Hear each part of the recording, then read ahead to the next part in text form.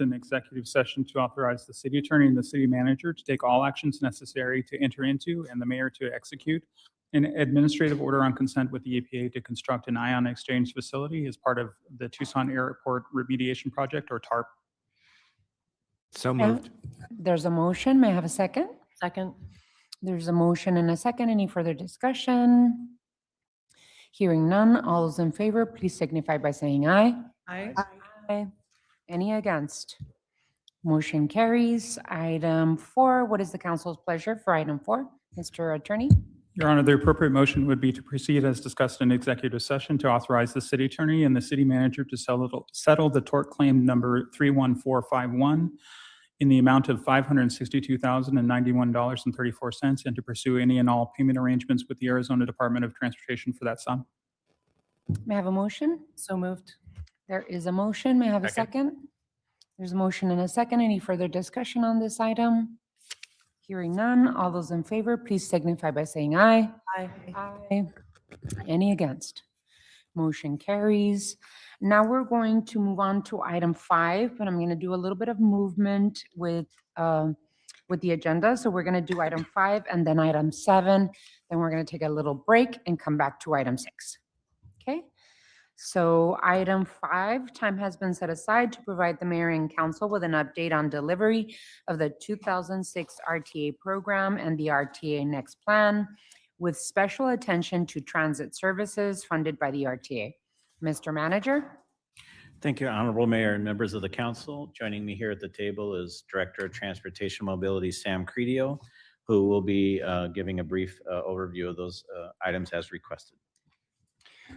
Thank you, Mr. Manager, and good afternoon, Honorable Mayor and members of the council. This is our continued discussion on all things related to the RTA. First, I do want to let you all know that there is an upcoming RTA board meeting next week on January 29th. The board packet for that has not been made available yet. We did provide the link to that board packet or to the website where that board packet will be posted in your material. We do expect that the content discussed with the board will be primarily focused on the delivery of the 2006 RTA plan. In fact, I do understand that RTA staff, together with the jurisdictions, will be providing an update on the completion of the 2006 RTA plan, which brings me to our next item we want to update you on. We did provide a very high-level summary of the remaining projects included in the 2006 RTA plan roadway element. 2 that I do want to draw your attention to is the Downtown Links project, which we are very, very close to completing, and a ribbon cutting is planned for very soon, early 2026. And so we hope that you all can attend that celebration. It's been a long time coming, and we're excited to open that roadway up to all users. And then the second project that I'd like to briefly update you on is the 22nd Street Bridge reconstruction. As you know, we've been working on this for many years now. We have a RAISE grant that was awarded to the city of Tucson on this project, and I'm very happy to report that we're ready to begin construction on 22nd Street Bridge. We had a very successful pre-construction open house last week that was very well attended, and we are holding a groundbreaking ceremony on February 4th. Again, I invite you to join us for that. That is a very exciting occasion. Because this project is a long time in the making, and we do expect that the road will be closed in the first week of March for about 2.5 to 3 years, with the construction that'll be imminent is the demolition of the existing bridge. So we're very excited to get that project started. And then for the remaining projects, you can see that we're making progress either in planning, design, or construction on all of the remaining projects that the city has to complete in the 2006 RTA plan. The next item that we want to spend the bulk of our time today talking about is the RTA transit element, and specifically the 2006 RTA plan. Just to orient yourselves, annually the City of Tucson and the RTA enter into 2 intergovernmental agreements, IGAs. The first is for projects 44 through 49, and that includes funding for weekday frequency, expansion, nights, weekends, the express service. These were most recently approved by the mayor and council in December. And then the other IGA that we also enter into is for regional transit service, which is primarily for transit outside the city limits in Pima County, South Tucson, and Marana. Again, both of these IGAs were approved not only by the City of Tucson Mayor and Council, but also by the RTA Board. And based on the recently adopted IGAs, the value of the transit service in those IGAs is just shy of $21.8 million. The breakout of that is about $10.3 million allocated for service operated inside the city limits, and then around $11.5 million allocated for service outside the city limits. The other thing that I want to draw your attention to is prior to COVID, we always deducted the fare revenue that we collected on those routes from the IGAs. We've continued to do that, but through a fare revenue credit. And so when you deduct the fare revenue credit from those amounts I just listed, it totals $19.1 million. We did include in the material a table that shows the breakout not only for the various projects, but also across jurisdictions. So you can see exactly how that transit funding is allocated across the region, which the largest receiver of the transit service outside the city limits is Pima County. Then what we did is we took a look at a draft scenario for city-operated transit if in the event that the RTA Next vote on March 10, 2026 is not successful. There's a couple assumptions that I want to list for you before we get into the details of this draft scenario. First, we took a look at the baseline service standard, which is providing service from 6 a.m. to 7 p.m. We also tried to maintain a weekday frequency of 30 minutes or better and weekend frequencies of 60 minutes or better. The other assumption that we made as well is that the jurisdictions outside the city limits would want to continue to provide their service as it's currently programmed in the system. Once we did that, we took a look at a draft scenario that includes the reduction of approximately 141 daily weekday trips, 205 daily Saturday trips, and 115 daily Sunday trips. That roughly affects the system in terms of reduced service hours on 21 routes, reduced headway frequencies on 13 routes, and 5 of those routes having both service hours and frequency impacted. The other thing I want to draw your attention to is the on-demand service and express service is wholly funded by the RTA. And so this represents a total elimination of 34 daily weekday trips on 11 express routes that would be cut, and the elimination of the 2 on-demand zones. I do want to draw your attention to the maps, either that were handed out to you or on the screen. I'm going to go through this pretty quickly, and I'm not going to spend a lot of time. This wasn't your material. What we tried to do is visually show what the impacts of these service cuts are for both weekdays. Let's see here. There we go. And so as you flip back and forth between these maps, what you can see is the darker colors represent, let's see. The darker colors represent higher frequency, the lighter colors, less frequency. And let's go to Sunday. There we go. And so as you can see, as we flip through these, just the changing colors across those different maps. And I'm going to try to go back here. Come on. All right. I'm trying. We go back one more. There we go, right there. And so you can see where those darker colors on weekday service, where the impacts are the most. Also, just want to draw your attention to those dashed lines. That is the service outside the city of Tucson, again, primarily in Pima County, both north of the city, as well as down in the Palo Verde area, and then down in the far southwest. And so what this equates to is that if RTA Next is unsuccessful in March, we do expect that these service changes would be major service changes. We would have to return immediately following that vote to the mayor and council and start the process for major service changes, which includes public outreach, ultimately a public hearing, as well as a service equity analysis. And then finally, those changes couldn't take effect until an affirmative vote by the mayor and council. On the contrary, if RTA Next is successful, we would maintain the current service levels, but we'd also look at implementing the recommended service changes that were included in the COA, which was approved back in 2024. Some of those recommended service changes are major service changes and would require the same process I outlined. Again, that work would occur roughly May through July, with service changes taking effect shortly after. The other thing I want to note is that if the RTA next plan is successful, there is $726 million of transit funding across the 20 years in the plan. Some of that funding does include funding for expanded service. And so we would expect that there would be a dialogue not only with the mayor and council, but our transit advisory committee and other stakeholders about how that expanded transit service would be allocated across the system, with the majority of that funding coming to the city of Tucson, ultimately with the recommendation by the RTA to the RTA board on how to allocate that funding. The last thing I want to leave you with, and then I'll be happy to answer any questions, is just the impacts to Sun Shuttle and Sun Shuttle Dial-A-Ride. That service is operated by the RTA. It's primarily operated outside the city limits. However, there is one route, Route 450, which operates entirely in the city limits between Pima Community College and the Rita Ranch area. And it is expected that with the absence of the RTA next funding, that RTA would not be able to operate Sun Shuttle and Sun Shuttle Dial-A-Ride. And with that, Mayor, I'd be happy to answer any questions. Thank you. Thank you, Mr. Credio. I appreciate you all bringing this information to Mayor and Council and the public. I requested that you bring this item to us so that we could potentially look at a scenario in the future without the investment of Proposition 418 and 419 by residents in Pima County. And one of the questions that I had is, besides I think it's about $10 million a year that fund weekend service and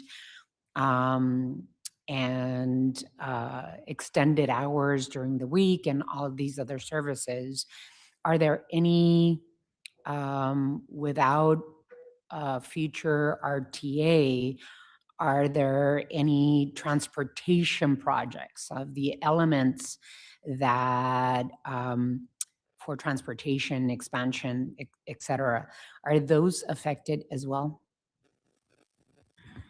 Thank you, Mayor, for that question. There are several projects included in the RTA Next plan that are a carryover from the 2006 RTA plan, some of which are required to be included in the plan because there is a change in scope. Others because there's some additional funding that needs to be brought to the table to complete those projects. So not only would those be lost, we do have several projects in the roadway element for the city of Tucson. There are also several categories within the safety category that allows some flexibility for the city of Tucson to invest in active transportation projects, the improvement of our traffic signal infrastructure, as well as funding for safe routes to school projects, aside from the transit funding as well. What are the 4 projects that were moved to the RTA Next? Yeah, thank you, Mayor. So the 2 projects that we've not begun work on that were absent from my list here was Houghton Road north of Broadway up to Tanque Verde. That project has been deferred to the next plan. Also 22nd Street West, which is essentially from Keno to I-10. That project and actually both of those projects have scope changes specifically. We also expect that there will be some needed funding for First Avenue as well as Grant Road 5 and 6. And do those transportation projects affect the general fund? Mayor, neither of those transportation projects have general fund funding allocation. But they just would not happen? They would just not happen. That's correct, Mayor. Okay. Does the transit elements, what the city of Tucson and the other jurisdictions receive to run their transit systems, do those affect our general fund? Yes, Mayor. In fact, our transit system is primarily funded through the general fund, and the absence of the RTA Next funding that we outlined in the material, another funding source would have to be found in order to provide that service. So if we do not receive, I think it's going to be more like $16 million a year if Proposition 418 and 419 pass, then we would have to find approximately $10 million just to keep the services that we have now. Yeah. Yes, Mayor, that's correct. In the table 1 of your material, we provided a column that lists City of Tucson cost, and just for the service that's provided inside the city limits only, it's $10.268 million. So in order to provide those transit services, we would either have to cut about $10.6 million worth of transit services or find $10.6 million, I would imagine, from our general fund. Mayor, we'd have to find another funding source to fill that gap. That's correct. If not, the services would be cut. We would have to find some way to reduce costs to the system in order to fund the system. Okay. I just wanted to open it up for my colleagues on the council, if there's any questions.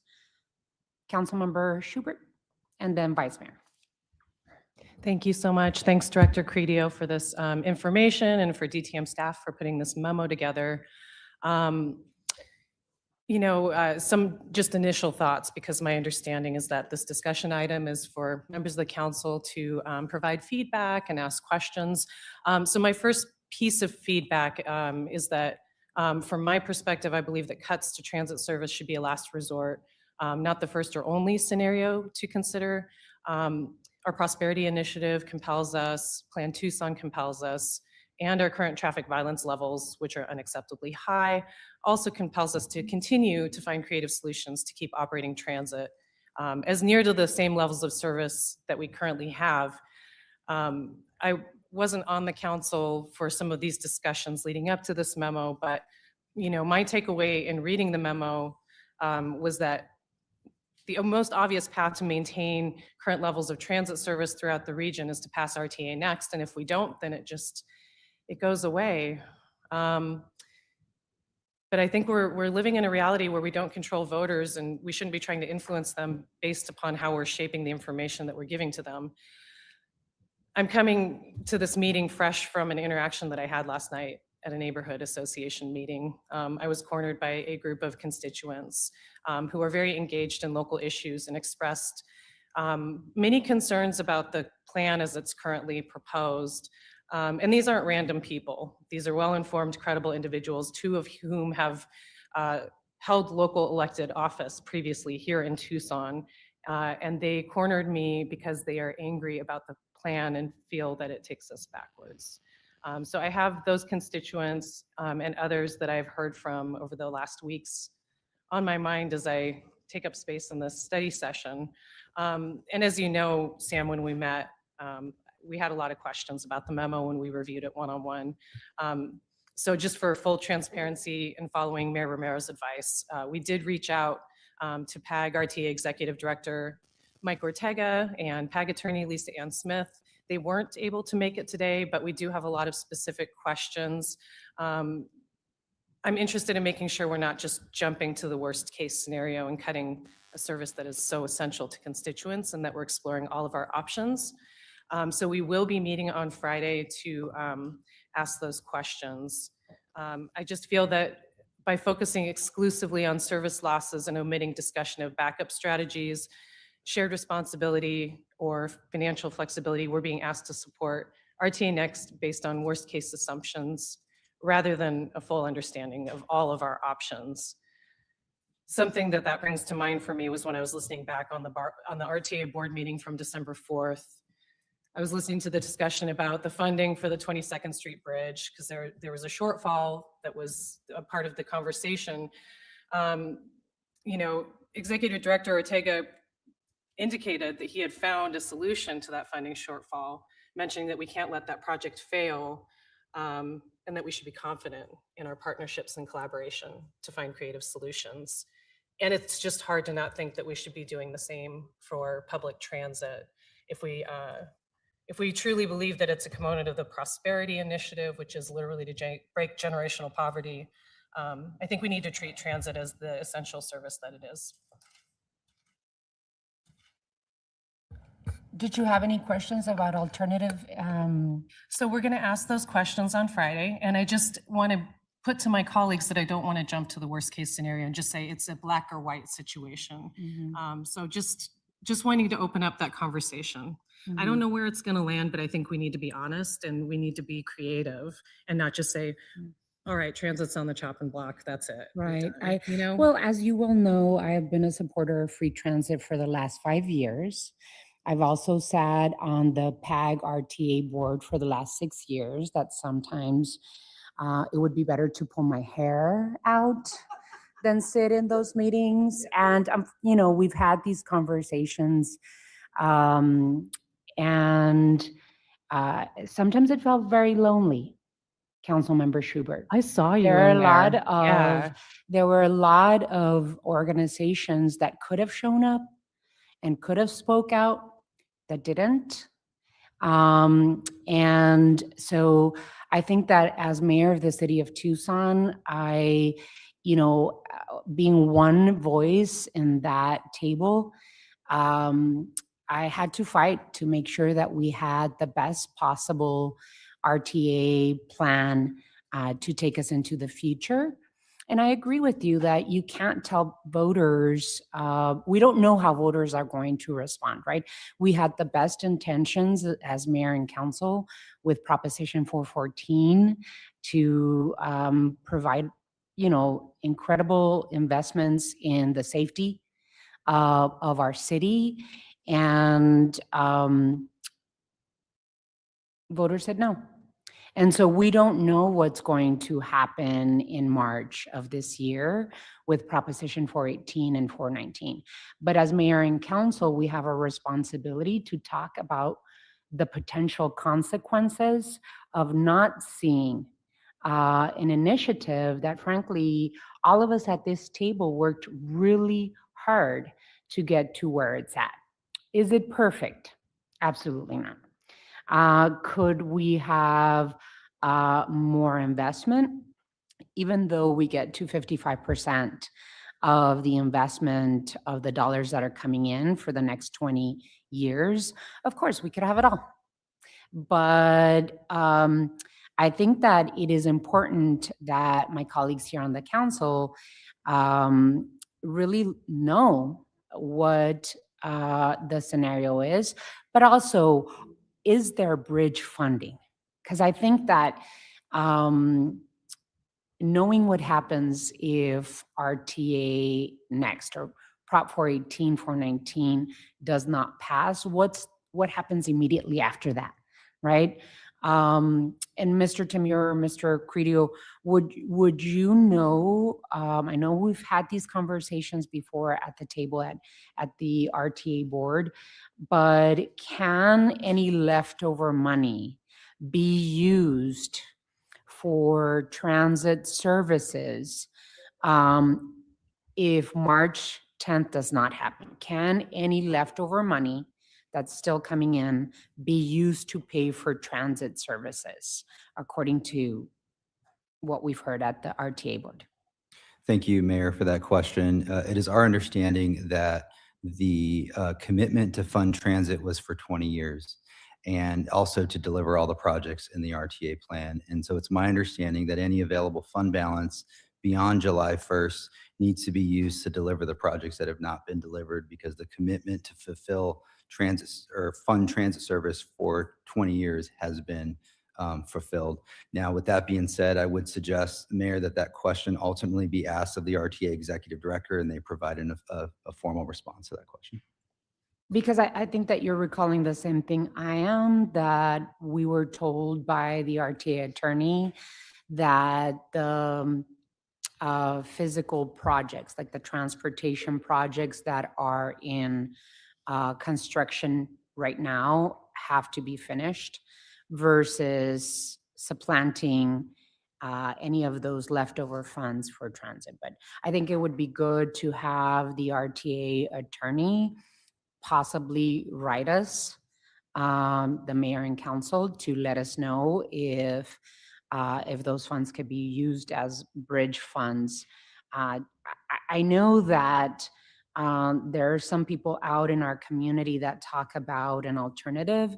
I haven't seen any conversations or meetings or any draft plans from anyone to convince me that there is a credible plan that could supplant this particular option for the voters of the region, but would love to. And usually I am of the thought that it should be a yes and yes, right? Um, I furiously believe that investing in ourselves is the only route moving forward. We cannot rely on the federal government to save us. We cannot rely on the state government to save us and invest in us. We must do that on our own. And so for me, it would be a yes and yes.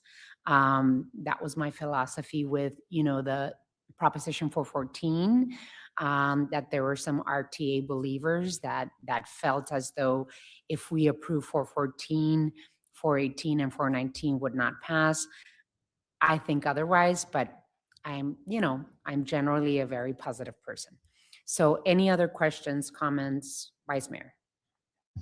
Thank you, Mayor, for your remarks, and Councilmember Schubert.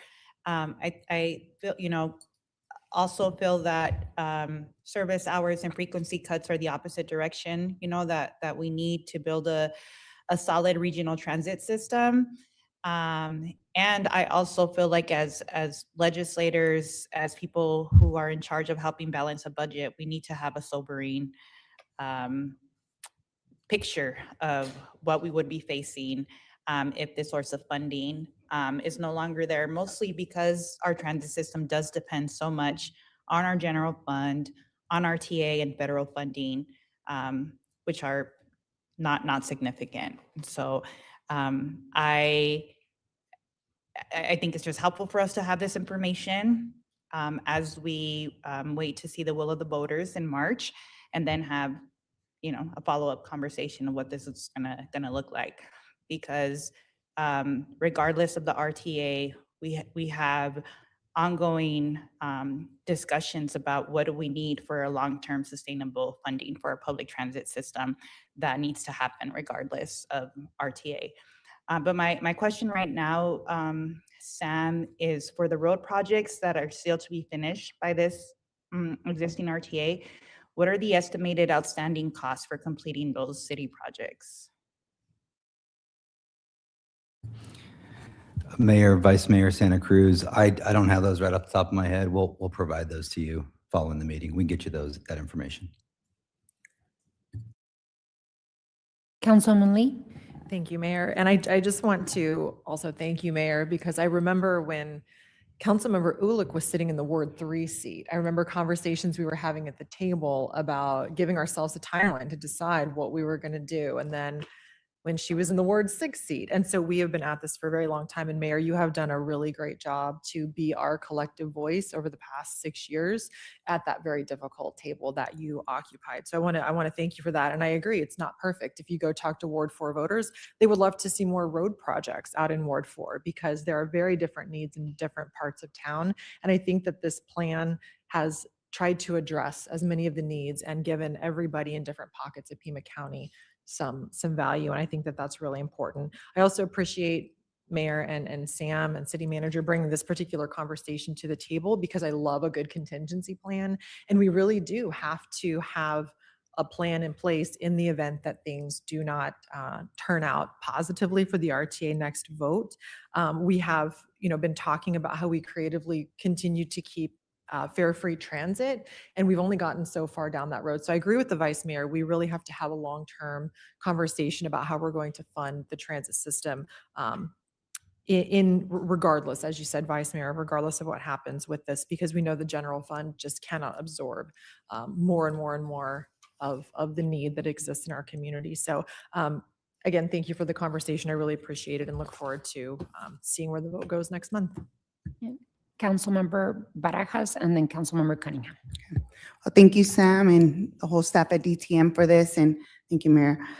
I'm really concerned that the most vulnerable in our community will be the first ones to be impacted if RTA Next doesn't pass, especially those that don't have the time or capacity to attend neighborhood meetings or even have access to social media.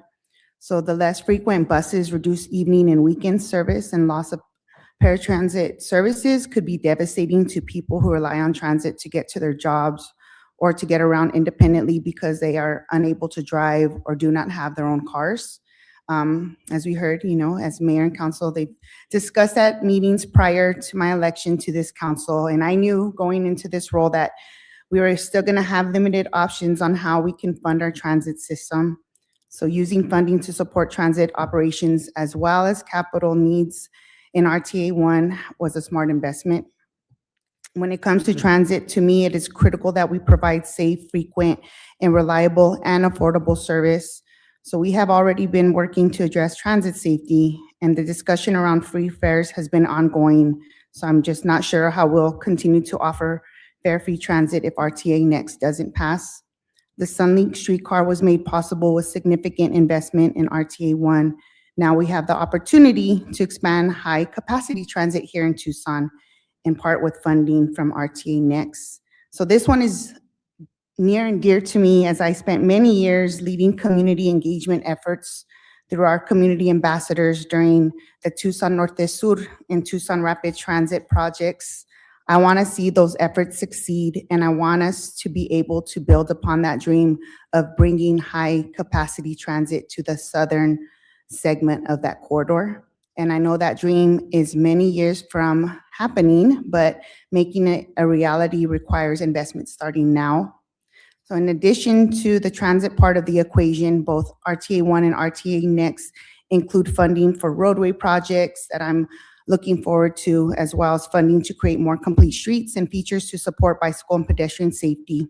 Some of the differences in RTA Next that I'm really hopeful to see more investment specifically on our south and west sides, areas that have never experienced these type of investments before. And I'm hoping that our residents will be able to finally receive the investment that they deserve. And looking forward to Drexel Road Bridge project too. And that's a huge project that I know residents, I worked on that too. They would ask me, is this really gonna happen? Because it's been in the works for years beyond my lifetime here on earth. So let's make it happen for the residents. Thank you. Councilmember Barajas, I'm thinking about the two things. One, the paratransit services that could possibly reduce service hours and coverage, particularly in the outskirts, which is, the optional service area. And paratransit services serves people with disabilities and elderly. So I'm really concerned about that. I'm also concerned about what what did you say, $10.9 million? 10.3 million, roughly. $10.3 million hit to Suntran means in terms of jobs. Like a $10.3 million hit in our transit system, because, we have to remember, we're looking at a possibility of $40 million budget deficit. So bringing on another $10.3 million in order to keep the services, even if it were to be for 8 months, 10 months, would be devastating. So I'm just thinking, and Sam, I don't know if you've put pen to paper about the jobs at Suntran that could be affected, and how long would it take to affect that? I don't know if you thought about that further. Thank you, Mayor, for that question. And we have thought about that, and we've begun conversations with our contractor about what that could look like. And absolutely, there will most likely be an impact to the number of drivers we would need to provide the service. I think initially we would take a look at any vacancies that we might have first, and then beyond that, we would be looking at potential layoffs if we had more drivers than we had service to provide. Councilmember Cunningham. So in Ward 2, in this version of the RTA, there's actually not a new project. And constituents have asked me, but we're finishing out off the project that we carried over. Not only that, it meets all the maintenance needs of the projects we already finished. So there's always more to it. I've discussed multiple times how one of the problems I had with the first version of RTA was that we didn't need new roads. We need to maintain our existing roads. This gives us an opportunity to do that. It's interesting that people have come up to me and said, well, we don't want Tucson to get any money. And then we tell them that Tucson's getting 62% of the money, or excuse me, Tucson's getting 52% of the money, but 62% is being charged in the city. And then they're mad that Tucson isn't getting their fair share. We have contradictions. Like people just kind of try to find reasons why they don't like something. And when you really look at everything holistically, I had someone criticize the fact that there's $720 million going into transit and then say that that's way too much. I had somebody in that's a pretty good balance of what we're trying to do. Or that there wasn't a crosstown freeway. And again, I've reminded people that the opportunity to do that rests with some collaboration with ADOT. And that's a bigger discussion than just RTA. So each one of these things have been conflated, and we've had all different pieces to it. Rough numbers, the RIF expected for SunTrans is 80 jobs, 75 to 80 jobs probably. I mean, if you're doing rough numbers and you're backing out some O&M, that's how money comes out.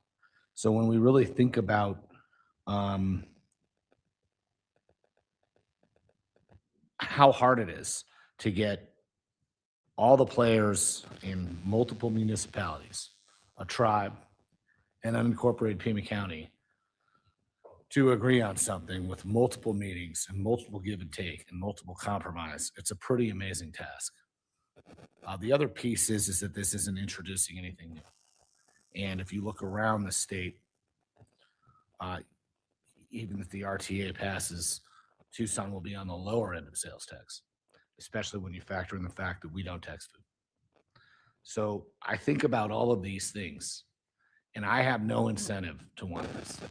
I've always said I want the county to incorporate in all these things, but at the end of the day, the RTA and what it's done in the past 20 years and what it can do for us in the next 20 years are some of the best things we have. And it can probably carry us to all the things. It definitely carries us to a lot of the things that people have been envisioning for a long time. They've just got to be involved and let their voices be heard. So I come with this discussion today. I really appreciate talking about transit and what we risk. I'm not sure we're not due to revamp how we think about transit. I don't like that we don't have a line that goes along Sunrise and that we don't have lines that go north of, that don't end at La Cantada or Sunrise and Swan or Ventana. I don't like that we have that we kind of picked and choose where our lines went outside the city. And I also don't like the flexibility we have in paratransit, or the lack of flexibility we have in paratransit. And I brought that up multiple times. So for me, the RTA offers an opportunity to discuss all those things. So that's why I've been in support of the package. That's why I voted for the package to be put to the voters, because I felt that that's important, that everybody's voice has an opportunity to be heard. So that's kind of where I'm at with this. And again, none of this is anything new. We knew 6 years ago that if we didn't renew RTA, not only were our road maintenance going to take a hit, not only is our public infrastructure going to take a hit, but our public transit is going to take a hit. Facts. So we have to decide whether or not that hit is worth it. And that's what the whole region has to decide in March. Thank you. Any others, questions, comments? I think one of the biggest questions that I get in commentary when I'm out and about doing my grocery shopping is, Mayor, when are we going to fix X road? Usually it's like, you're doing a great job, but when are we going to fix our roads? And I know that we had a lot of back and forth at the RTA board about investment in our roads, just like repaving and modernizing our roads. We included additional funds for that. Sam, um, how much is that investment in, what is the formal language that we're using for it? I always lose it. Mayor, I believe the element is arterial and collector pavement rehabilitation. Okay, so that's repaving and redoing and modernizing our roads. How much is going to that? Mayor, there's roughly $177 million in the plan for that element. Okay. So if it doesn't pass, it's just not going to be there. Okay. Any others? Thank you so much. I think that Councilmember Schubert has a really good point in terms of like how else besides transit, where else are we going to receive a hit? I would love to be able to get that follow-up, Mr. Credio, in terms of like, okay, which are the projects that are not going to happen? How are we what funds do we have available to finish the current projects like 22nd Street and Grant Road 5-6? How much money is going to be left? And then, of course, if there's a possibility of getting a legal opinion from the RTA attorney about using the leftover money for bridge funding for transit, that would be really helpful to get for all of us and the public to understand. Any others? Okay. Thank you so much for the presentation. I really appreciate your time. Alrighty, so we're going to move. Let me see if I find my work here. We're going to skip item 6 and move on to item 7. But let me find my space here for a second.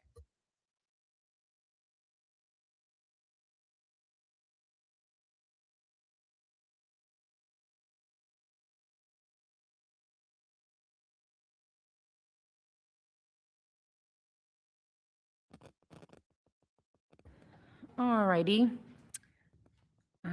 This particular item here was requested by Vice Mayor Santa Cruz and I to have a discussion with our colleagues on the council, city manager, city attorney. As your mayor, I'm focused on taking actions that are within the jurisdiction of the city of Tucson, everything I can do as the mayor of Tucson to be able to protect our community from concerns and incursions that are happening in our community, in our state, and around the country. I'm completely focused on providing our residents safety and security and quality of life. And we work day in and day out to make sure that our residents feel as they can count on the city of Tucson, on our police department, on our offices as mayor and council to come to us to ask for the appropriate services that they deserve. Our immigrant community and all of our residents deserve certainty that our city-owned properties and resources will be used to deliver is specifically that, quality of life, services to our residents, no matter their immigration status. And one of the reasons why I support the mayor and council making a decision in terms of the usage of City of Tucson owned property is because we've got to give our residents the certainty that if they go to the park to walk their dog or take their kids for a picnic, or if they're going to go to a recreation center, either their child or themselves, or even go into one of our buildings, say Tucson Water, to pay their bills, that they will not be, in those spaces be confronted or attacked or harassed by any federal agencies. This time, we're going through a very dark time in our country. Unfortunately, This administration, our current administration, is providing, creating fear and chaos and intimidation, especially to immigrant communities throughout the country.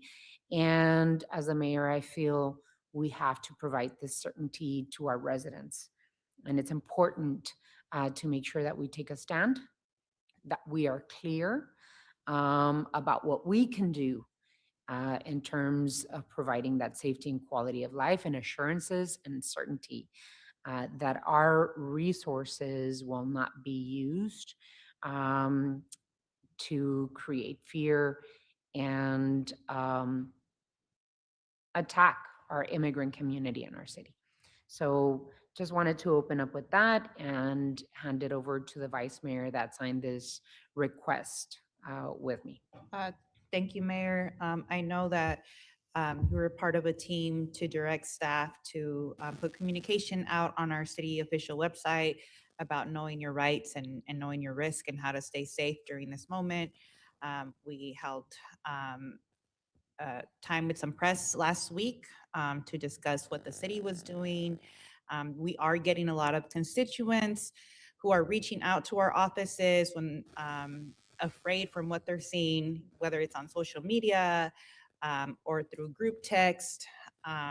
So we're trying to respond to this real sense of fear and not having clarity about what's the role of the city of Tucson and TPD and what's the role of federal ICE agents. And so we wanted to provide clarity to our community about what it is that we can do as a city and what we can't do. And what we do have control over is our city-owned property.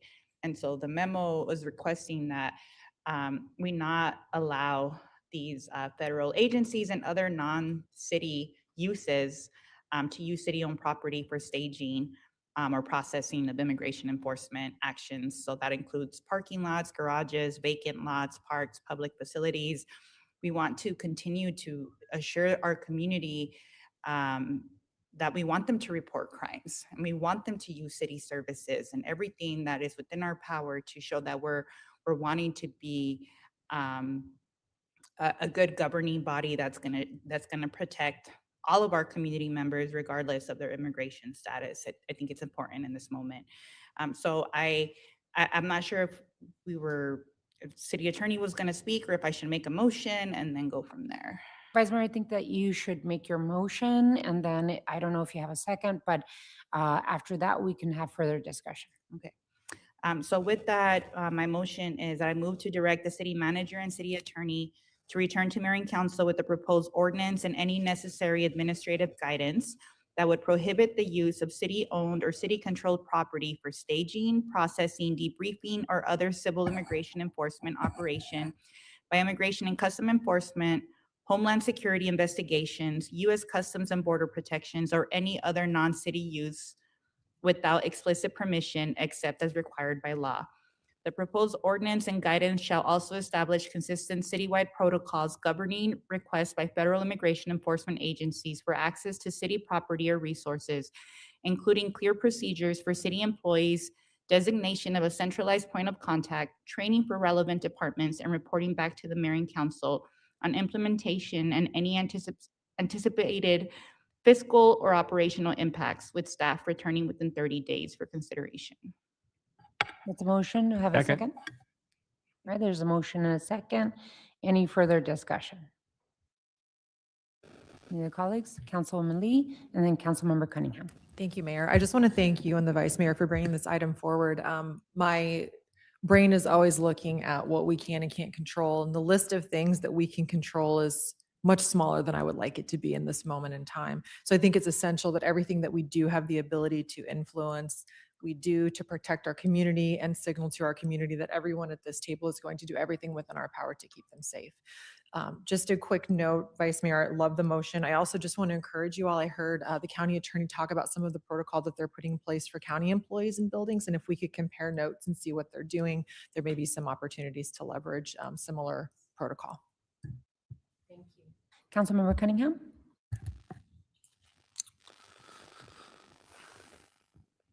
the original idea behind it, any Department of Public Safety or any public safety law enforcement, whatever you call it, the idea is for people to feel safe. As an elected official, you should feel safe. When I hear any part of an ICE doing an operation in Tucson, I actually feel less safe. They are not helping. And that's our problem. They are not actually doing anything that makes people feel good. And I don't know how, well, I think there's a lot of reasons that people can identify on how they got off the rails this far. But the bottom line is, it's important for us to send this message and let them know, not only are we taking remedial action because our people don't feel safe with them running around like a bunch of Gestapo goons in our community. It just doesn't work. Now, I don't know if they did that on purpose. I don't know what the intent is, but the perception is bad. And if it was so good, then you wouldn't have what's going on in Minneapolis. You wouldn't have protests every single time they try to do an operation. They're not doing whatever they're supposed to be doing right. And I don't know why that is. I think it's pretty interesting that we found out after the fact that on that Taco Hero stuff, like all those people are out of custody now. That's ridiculous to me. So I'm not even trusting their process right now. So I think that's how a lot of people feel. And I think that, and I want to thank you guys for putting this forward. So it's a good move. And it's something it's the Tucson thing to do. So I'm on board. Thank you, Councilmember Dahl, and then Councilmember Barajas. Thank you, Mayor.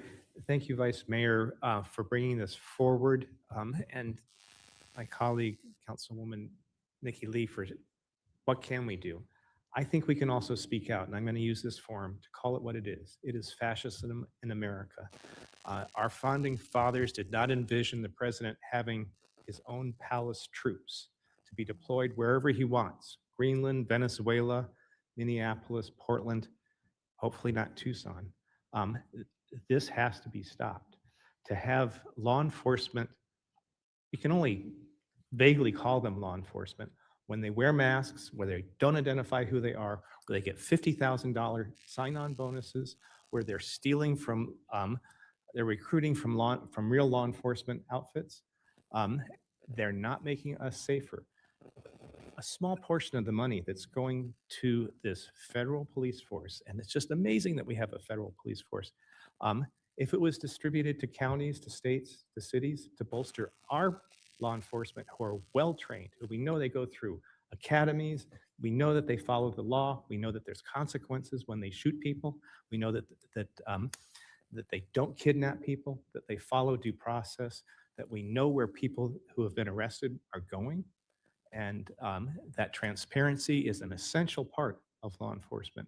And I agree with my colleague, Councilmember Cunningham. We don't feel safe. ICE does not make anybody in America feel safer. Thank you. I look forward to what we can do. Councilmember Barajas. I just want to thank you, Mayor and Vice Mayor, for putting this memo together. As a proud Tucsonian, somebody with deep roots, you know, Tucson is home to a diverse community rooted in the indigenous peoples who have stored this land since time immemorial. And it's important that here now at the local level that we do have the responsibility to protect the well-being and safety and dignity of all residents despite immigration status. It's important that our families feel safe, you know, our residents feel safe in our neighborhoods, in public spaces, our parks. So I'll continue to work with you all in partnership and with our community organizations, our legal advocates and residents to share accurate information. You know, as our Vice Mayor shared, I'm also receiving a lot of messages of what to do, if there's any Know Your Right forums going on, and making sure that we protect the civil rights and ensure that Tucson residents are safe and can live, work, and live, you know, just without fear and thrive without fear. So thank you again. Thank you. Vice Mayor? I just had one more thing I wanted to add. I know that in Minneapolis, city staff were giving direction to design a sign for private property owners who wanted to lawfully restrict ICE activity in their non-public areas. And so I'm just wondering if that's something that we can also consider doing. I don't know, Mr. Attorney. I know that we can control our own property as the city of Tucson. There are a lot of questions because of the fear that is being created and the chaos that is being created. Um, I receive a lot of questions about what can the mayor, what can the council, what can the city of Tucson do? I don't think we can protect private property because that is, there's private property rights. But those that want to, is there any type of language um, that we could recommend? It's a good question, Mayor, and you're right. We can control our own property. Where it comes to private property, the challenge is not only we want to be very careful about telling folks what they can and can't do with their own property, but also we want to be very, very careful about, because we have mechanisms for enforcing what happens on city property, right? So private property owners would engage with TPD, and then you involve TPD against ICE, and that's not really a good situation to have, and the concern with people would get hurt. So we just want to be very, very clear that, in the sense that there is law enforcement activity on private property, you have the right to control your own property, and if it's being used inappropriately, you can take action either through no trespass signs, which are already available and are readily usable. But also be very careful about understanding the difference between something like an HSI investigation versus a ICE civil enforcement activity. And so I think the actions that you've taken, Mayor, and Ward 1 and the other ward or council members have taken in terms of putting that information out through the Know Your Rights website and those sorts of things are available for folks to use and to use in protection of themselves and their own property. And I think that's a good way to go. Also, in terms of the Know Your Rights website that we put out, I know that we've been on the same page with the city manager, our Chief Casmar. I know that he feels very strongly about having a good relationship with our residents because of the possibility of people not reporting crimes and people taking advantage and abusing the status of individuals in our city. So we've gone through this before. I just want to remind us of this. We went through the SB 1070 days. I was on the council when all of that was happening. I introduced the changes in TPD's general orders to be able to protect our community and so that they could feel safe with our own police officers and our police department. And so the general orders in terms of immigration and how to treat juveniles and victims and witnesses of crime, and all of the changes that we did at that time are done. As mayor, I'm comparing notes with other mayors across the country to see what they have been able to do. It's just different because each city has a different system of government. There are cities like Chicago that has a strong mayor system of government, and usually they can just go ahead and do executive orders, and the laws are very different. There's cities that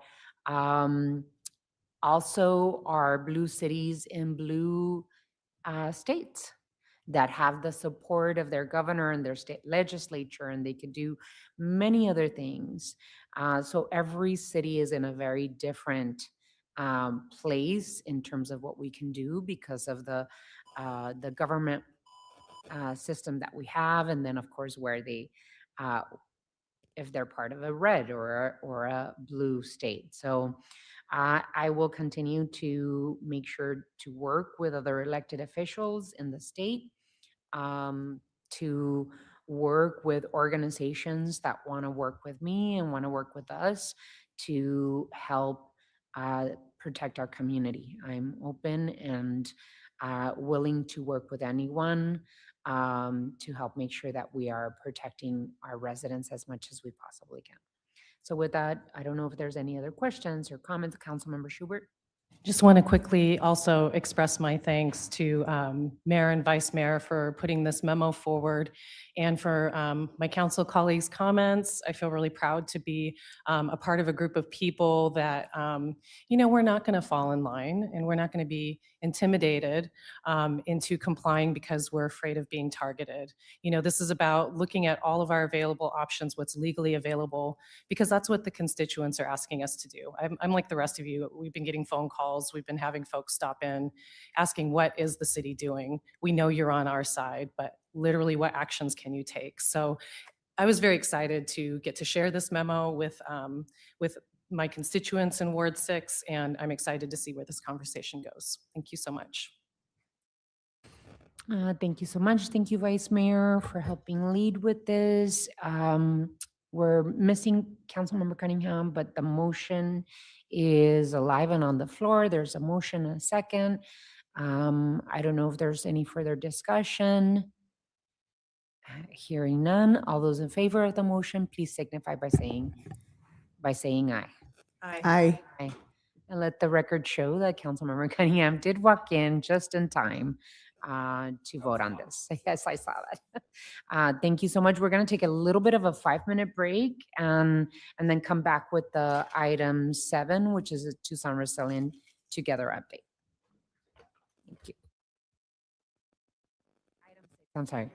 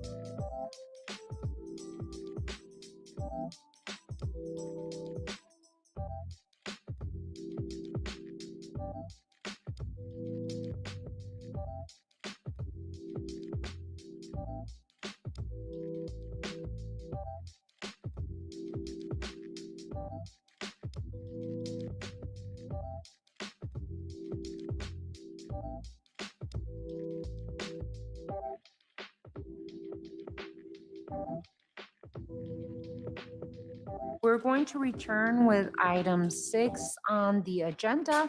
Item 6, time has been set aside to provide the mayor and council with a semi-annual report on the implementation progress of Tucson Resilient Together. Mr. Manager, the floor is yours. Thank you, Honorable Mayor and members of the council. Happy to have with me here today Fatima Luna, our Chief Resilience Officer, who's been leading our efforts in climate action and mitigation. And apparently she came bearing gifts today, so I won't steal any of that thunder. I'll hand it over to Fatima. Thank you, City Manager. Honorable Mayor, members of the council, thank you for the opportunity to present another update on the implementation of our climate action plan, Tucson Resilient Together. You do have a memo and our report. I do want to note that we were alerted that there was a typo in the memo, and so that has been corrected and reposted as corrected. So I am pleased to report that from 2024 to 2025, the number of actions that we have advanced increased from 74% to 85%. And over this last 6 months, some key highlights include climate leadership. So Tucson continues to lead on climate. Mayor Romero really elevated Tucson work at a global stage at the COP30 Local Leaders Forum and the C40 World Mayor Summit. It was really great to see our mayor really uplift the work that Tucson is doing, and also see her share some of her heat work, especially with some of the communities, cities around the world who have not been experiencing heat the way that we have. So a lot to teach and also learn. And speaking of heat resilience, we had a successful 2025 heat preparedness and relief season. We work with nearly 200 volunteers who help us, supported outreach and heat relief efforts. We distributed over 1,000 heat relief kits, knock on over 800 mobile homes, sharing resources, but also supplies, our cooling centers and all cooltainers. This is only city cooling centers and cooltainers recorded nearly 5,000 visits just this summer. So we also enhance our existing partnerships with the Pima County Health Department, the Red Cross, and also form new partnerships actually with the Tucson Indian Center and SAMU. It's a first response group. And so collectively, these partnerships really allow to not only enhance the quality of our heat relief kits, but also our ability to have better supplies and spread our work even more across the community. So we are now 3 weeks away from our third annual Southern Arizona Heat Summit. The summit, if you haven't checked out the website, please do. I'll just pass it on both sides. We have an amazing line of speakers. We have a youth panel with 6 youth ages 10 to 18. They're going to share their experience, their lived experiences with extreme heat and also some proposed solutions. So it's looking so great. And we have a website. And then on that note, I just want to take a quick moment to give a shout out to Karina Martinez, who is here and part of the team for not only building the website, but also the loteria that you have with you. So this is a heat awareness loteria, and it's really going to help us as part of that preparedness for the heat season. So the intention is that we would host loteria nights or maybe evenings, depending on the community, on heat vulnerable communities. We're thinking on like the common areas of mobile home parks, but also the cooling centers to attract more people and have programming. And so if you're interested in hosting a loteria night at your board office or in a particular location, let us know. So this is part of the preparedness strategy that we're using this year. So it's gonna be new.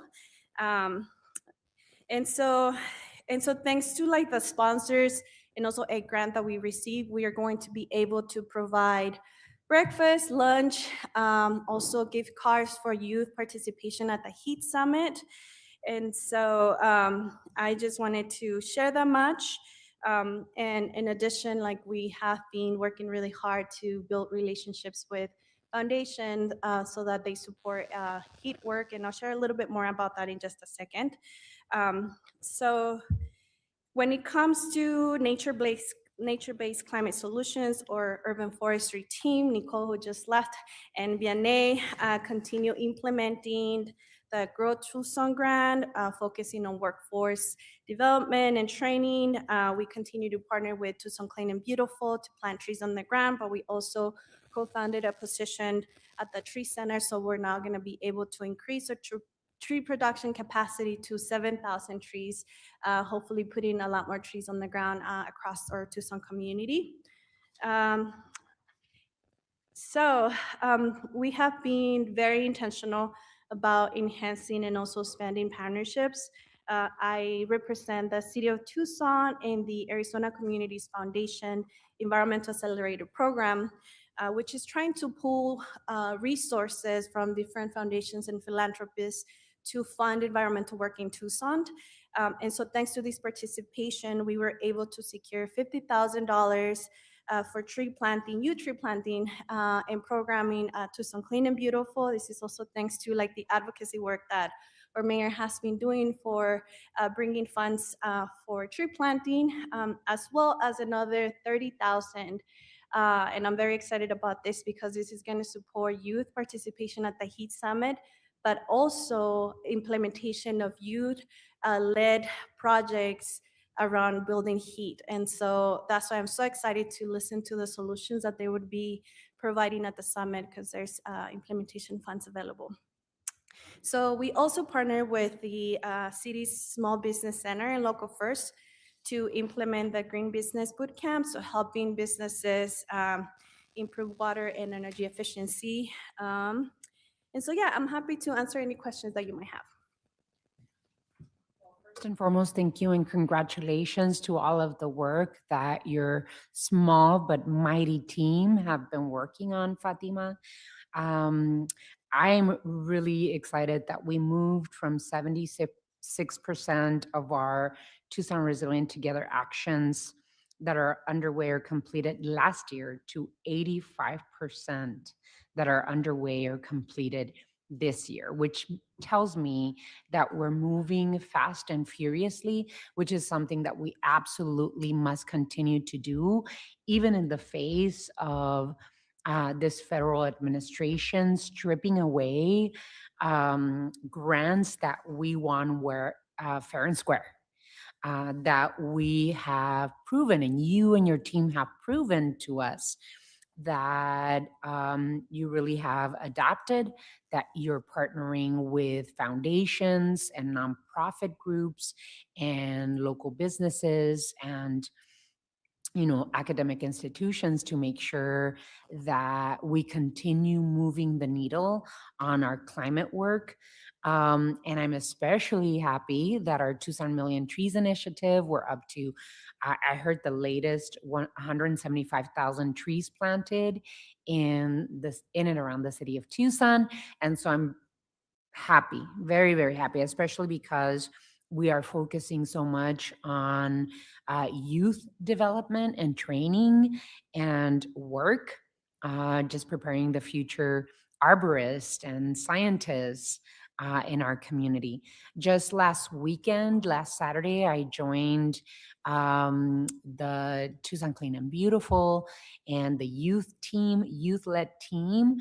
We invited Congresswoman Adelita Grijalva to join us to plant trees. It was really beautiful to see. It must have been like 40 young people leading us in planting trees in the neighborhood that really I started working with since I was a council member. This was the Elvira neighborhood, and where we saw in action the gorgeousness of what green stormwater infrastructure does and tree planting and using an area that had been desolate and bare to creating a luscious stormwater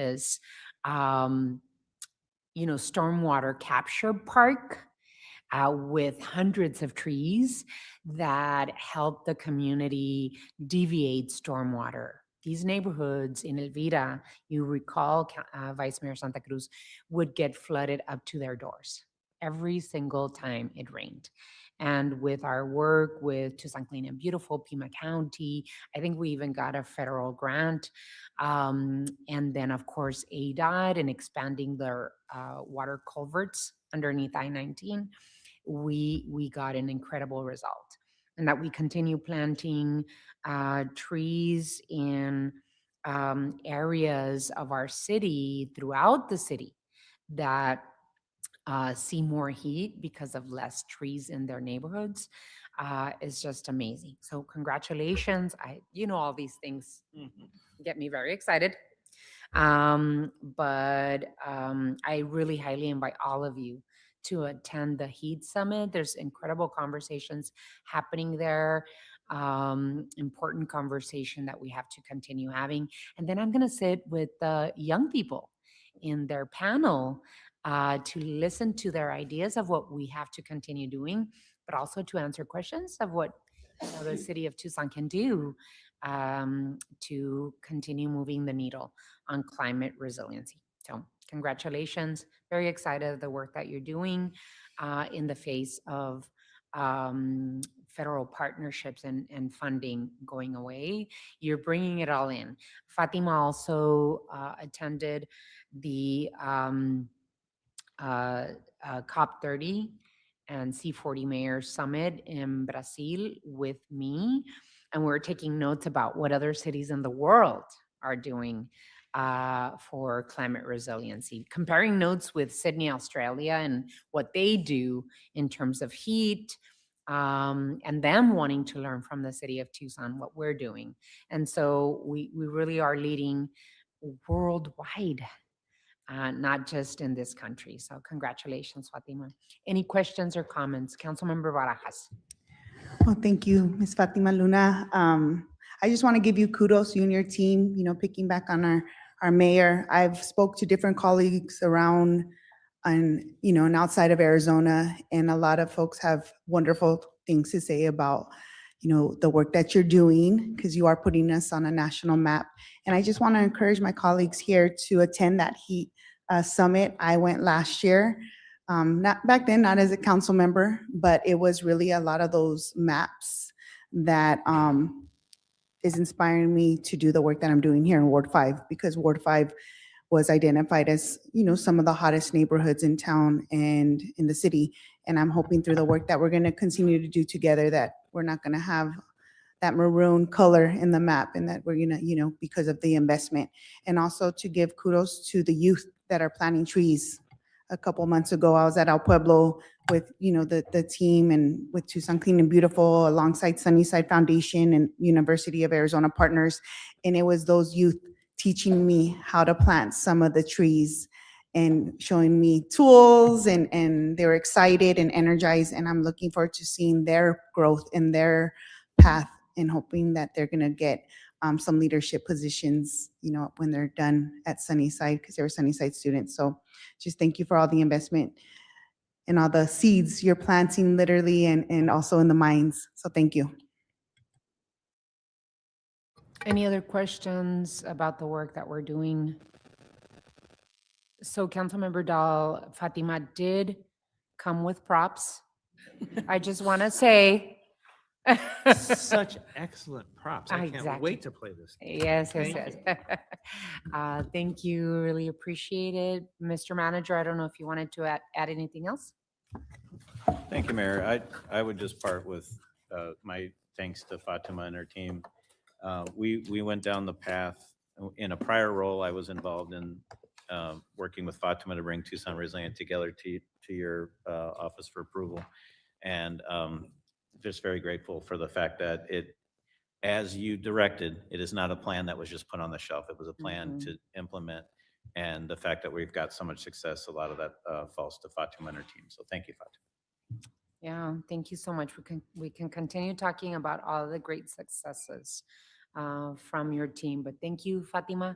Really appreciate the update. And I think that for those that want an update, they can go online and look at the report that you submitted to Mayor and Council for them to be able to really read all of the work that we're doing on the ground to implement Tucson Resilient together. So thank you. Alrighty, so we now move, where are we, to item 8, which is time has been set aside for discussion and direction relating to matters pending in front of the Pima County Board of Supervisors and other regional jurisdictions. Mr. Manager, I know that you have a report in front of us. Honorable Mayor, members of the council, joining me again is Jackie Vega, who does compile this report by monitoring the activities of other jurisdictions. And I would like to highlight just a couple things because I know we're going into budget season. You've also recently made some actions related to taxes and fees, and you're going to be faced with utility rates and other things coming your way. You're not the only jurisdiction in that, but recent actions by the Marana Town Council, they recently adopted a multi-year rate adjustment for their water and wastewater rates. Their water rates will be going up 10.5% per year for the next few years, and water reclamation or wastewater 2.5%. What you'll be seeing is much lower than that, and I just wanted you to know there's a context out there. And Oro Valley recently approved some use tax and adjustments to their revenues. So we're all starting to see, other jurisdictions starting to see some of the things we've been projecting for a number of years and bringing to you, which is the revenues are something that we need to all be looking at. So you're not alone. That's what I wanted to highlight, and I think that's our report for you today. Thank you so much. I first and foremost want to congratulate Supervisor Jen Allen for being elected to serve as the chair for the Pima County Board of Supervisors, and congratulations also to Supervisor Matt Hines for being elected to serve as vice chair. I'm looking forward to continued collaboration towards a safe, resilient, and thriving Tucson and Pima County. I usually joke about working with, what is it, 5 chairs of the Board of Supervisors now? I think it's just 4. But I'm happy to continue the work that we're doing with unsheltered homelessness and, of course, our justice systems and ironing those out, as well as, partnering with our opioid settlement funds that the city of Tucson received, as well as Pima County and other jurisdictions, talking about ROSAC funding. Outside agencies were awarded, as well as Pima County agencies. So I appreciate the Board of Supervisors' unanimous action to invest opioid settlement funds into community-based organizations that are doing critical life-saving work. Some of these organizations are Boys to Men, the Haven, and the Tucson Indian Center. Alongside that investment, it's equally important we are addressing gaps in treatment. Very excited and celebrated in the funding of a safer center, a safe alternative for recovery center, something that the mayor and council have been pushing for and talking about for quite some time. And that, we push the envelope on to make sure that opioid settlement funds were being used to create a pilot safer center in partnership with Pima County. And I believe, which one is that? Erlis, that's doing the pilot for the safer center? CBI, Mayor. CBI, yeah, CBI. So very important commitments to meet the needs of our community. And I'm going to keep an eye on the Safer Center, looking forward to a tour. Invite you all to do a tour as well, so that we can continue making sure that we are big advocates for that pilot and that system. Other than that, I didn't want to include anything else, but I wanted to open it up for my colleagues on the council, Councilman Lee, and then Councilmember Cunningham. Thank you, Mayor, and thank you for the updates. These are really wonderful. Just a question on scheduling and our next joint meeting. I know we talked about 2026, and do we have a sense of when we're going to be getting with the board again? Mr. Manager. Honorable Mayor, members of the council, Councilmember Lee, currently targeting for the first quarterly meeting to be on March 3rd. As you may have tracked, the county has recently adopted some changes to their meeting schedule moving forward, but those take effect in May.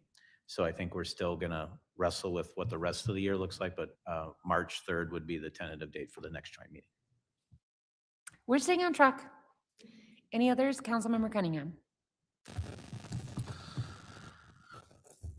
There's been a perception about sales taxes in Tucson, and it's an interesting perception that's gone on for a long time.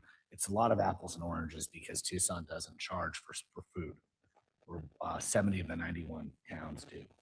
And so it's really important that I think we should take a look at maybe six or seven cities, maybe 10 throughout the state, and use all the ones in Pima County and keep a running chart.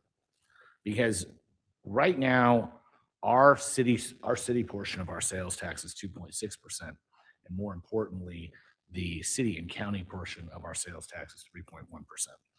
And to give you an idea of where that stacks up for just other cities, let me bring up Phoenix here. Phoenix is 3, so we're basically exactly the same. There's a city called Quartzsite that's 4. There's some cities that are 6%. And so we're at 3.1. We're actually probably one of the lower end of the 91 cities. I'd have to do some research.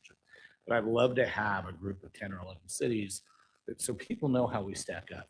So at least they're informed. And I think that would be something that we could keep on our website all the time so people know exactly what they're getting and what they're paying for. The other piece is I think we should probably consider doing the same thing for property taxes. Not the county part, the municipal part, because the municipal part is the only thing that we're charging. And I think it's really important for people to understand that. I've had discussions about different businesses, landlords. We've looked at some utility relief and trying to come up with a voluntary rent control system, like a program like that. So we've had these dialogues. And when we talk about the property tax relief for the city portion, it's a very, very small amount. It doesn't really actually affect the finance plans. So we've really got to have these discussions, honestly. And I know it's a little wonky, but that's kind of my bailiwick, especially the finance piece. So I'd really like to at least, I'd like to have it at my fingertips where I can just bring it up to I can send somebody the link and say, look, this is how Tucson stacks up, just so you know. And it makes it easier. And if we do that for water rates and we do that for sales taxes and we do that, we're being not only transparent, so anybody can look up their sales tax without, like, it's on our website. This is what we charge. But also they get to see how we stack up to other cities. And I guarantee you we're really competitive. So thank you. Any others? Alrighty, thank you so much. Really appreciate it. So we move on to item 9. Item 9, time has been set aside for mayor and council to receive an update on state and national legislation and regional committees, executive orders, and direction to any associated litigation. Mr. Manager. Thank you, Honorable Mayor and members of the council. We have entered the exciting times. The state legislature is in session. The state of the state was delivered yet this morning. And Laura Dent is our intergovernmental director, and it's not me giving this update. So those 3 things, I defer to you, Laura, to give the update, and we're literally off and running. Congratulations, Mr. Manager. Good afternoon, Honorable Mayor Romero, Vice Mayor Santa Cruz, members of the council. It's great to be with you. I'm going to go ahead and start with a state update. The legislative session, as referenced, convened a little over a week ago, and we've seen a record number of bills drop, so lots of action at the Capitol right now. In accordance to the guidance that was provided by you via adopting the state legislative agenda, I've been monitoring bills that relate to that agenda and weighing in accordingly. I'll just share a little bit about the strategy and the approach that we're taking just for some context. Every week as we look at committee assignments, we're using that as a guide on how we weigh in on bills. That's really to kind of take this apple one bite at a time, essentially. As you know, so many bills are floating out there for political reasons or other. Many of them will go places and many of them won't. So instead of trying to tackle all of the good stuff and the bad stuff, we're really just going to take it a week at a time, what's coming up in committee, what's coming up in hearing, and what is really moving forward so that we can take a systematic approach as we get started this session. So some context, if you see bills that you care about that are not listed on the list that we've weighed in on already, please do let me know. It's really helpful to track and be aware of that, but also know that we're really cognizant of what's moving, what's not moving, and tracking those, and we'll weigh in as they move through hearing and into committee. So just touching quickly on the bills that we've weighed in on already, we did go ahead and oppose HB 2115. That is a bill that establishes a cap on administrative costs for local government. Really is difficult to navigate what is a direct service and what is an administrative or overhead cost. It also opens the community up to some litigation. So for that reason, we've taken an opposition posture. We have supported HB 2116, which is an appropriation for the Colorado River Litigation Fund. We know those negotiations continue, and we're going to need resources to defend the state's interests there. So we've supported that initiative. And we have opposed HB 2118, which is a mobile food vendors and licensing bill, which would undercut the ability of local jurisdictions to require specific types of licensing for mobile food vendors.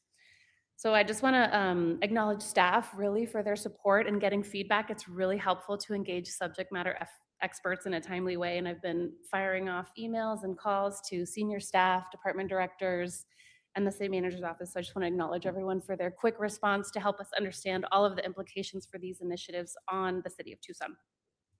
Moving into the federal update, we have some news on federal funding. Congressional appropriators released the 4 remaining fiscal year 2026 spending bills ahead of the January 30th continuing resolution deadline. That was just this past weekend, and the measures cover defense, labor, health, and human services, education, homeland security, and transportation HUD. So together, focusing specifically on housing, appropriators prioritize stability for core HUD programs that communities rely on. Some highlights there include the Community Development Block Grant Fund. That was funded at $3.3 billion and maintains flexible, locally driven investment. The Home Investment Partnership Program was preserved. This is really good news as that was zeroed out in previous versions, so we're happy to see this protected. Housing choice vouchers have been funded at levels that are sufficient to maintain our existing housing vouchers. Ideally, the investments are growing with the need, which our community is seeing rise. but it has not seen a cut. And continuum of care and homeless assistance grants are fully funded, as well as public housing operating and capital funds. We saw some cuts here, but not as deep as proposed. So overall, we'd like to see the investment match the need, but not as bad as we were expecting given the political constraints and environment. So with that, I will go ahead and conclude my remarks. Thank you, Lara. I just wanted to add a couple of things that I forgot to say a little bit earlier. I want to thank Governor Hobbs and her team for bringing the state report to Tucson today. I appreciate the governor's focus on affordability, including creating resources to add money to the Housing Trust Fund, and the focus on working families and our public schools. I was very heartened to hear her agenda for 2026. We're happy to have the governor back in Tucson in the near future when we're cutting the ribbon on Tucson House in March, a great example of the impact that we can make on creating affordable housing in partnership with the governor and the Arizona Department of Housing. I also want to highlight a few items on the city's legislative agenda. One of the reasons we have a robust legislative agenda, I think that agenda is like 10 pages long, Laura, is to make sure that we can take action on hundreds of bills that are coming out fast and furiously at the state legislature, and to make it abundantly clear to our delegation and other legislators where the city of Tucson stands on the issue. So we are seeing several anti-trans bills move forward, as well as anti-choice initiatives. The city of Tucson stands in strong opposition to these bills. These bills are a distraction from the issues important to our city, important to our working families, including the affordability, resiliency, and safety to our residents. Also, water supply is important that we focus on as a city and as a state. We remain focused on advancing the bills that will bring common sense gun safety measures to Tucson and other cities in Arizona and reducing easy access to guns. We are advocating for the state incentive for data centers to be revoked, and the governor was very clear about her intentions to advance that. And then we look forward to working with our state delegation and Governor Hobbs and her team during this legislative session and budgeting cycle to make sure that the priorities of Tucsonans are front and center in front of them. I was really happy to see my colleagues on the council that attended opening session at the state legislature. There's a big contingency of Tucson there.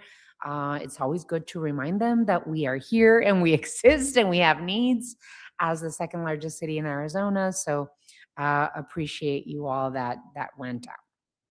Anything else, Mr. Manager, Ms. Dent? No, thanks, Honorable Mayor. I think that concludes our report. Anything else from my colleagues on the council? Alrighty. Thank you so much. Appreciate you. We move on to item 10. Does anyone have any items to remove from the consent agenda? Seeing none. Item 11. Does anyone have any future agenda items to present? Councilmember Dahl. Thanks, you, Mayor. And just because I would probably forget about it, but Okay. it occurred to me when we were talking about RTA that we will want to have a study session item soon after it passes or doesn't pass. So we can discuss the ramifications. I heard today that there were, we might want to get an early, if it passes, we want to get an early start on getting some of our things lined up first. And if it doesn't pass, well. Sounds good. We lot should to be talk about. scheduling it. That's right. Any others? Alrighty, hearing none, we are adjourned for a regular study session. I don't know, let's see, what time is it? What? Ooh, great. We have a little bit of time. We can even do a little bit of walk around, stretch our legs. So we will be back at 5:30 for a regular session. Thank you all.